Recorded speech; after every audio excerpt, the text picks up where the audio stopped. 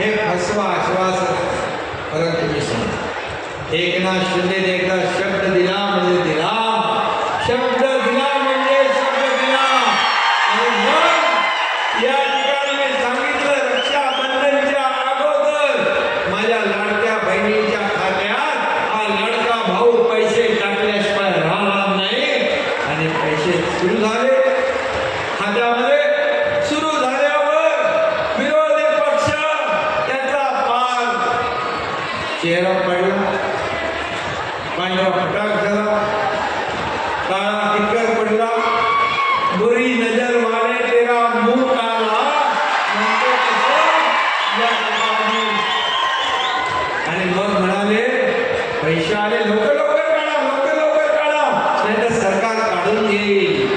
अरे बाबा, हे हप्ते घेणार